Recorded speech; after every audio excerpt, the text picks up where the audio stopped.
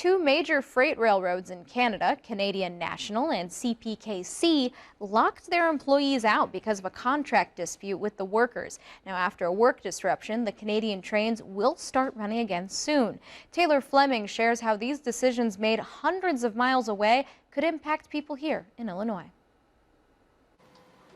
That's right, Lizzie. The Canadian government has ordered the two railroads into binding arbitration, which has people here in Illinois divided.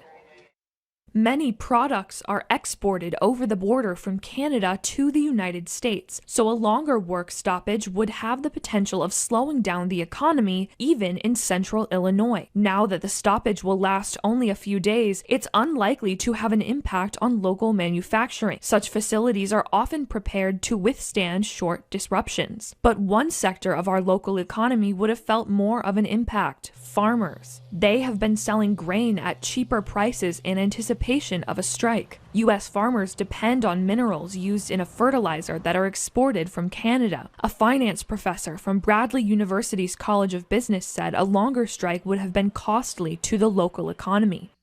Moody's estimates that the daily costs of this current strike would be roughly $250 million. So for an 8-day period, we are talking about $2 billion. And that is significant. In contrast, a group of rail workers based in Chicago, Railroad Workers United, released a statement earlier today expressing solidarity with the Teamsters Canadian Rail Conference. The Teamsters were trying to advocate for better scheduling and wages. Railroad Workers United member Mark Burrows is against the Canadian government declaring the arbitration, saying it could negatively affect Illinois workers during their own negotiations. And that just stands as a precedent when these issues become on the table here in this country. Anytime you have a precedent established, then it's easier when things go to arbitration or a PEB.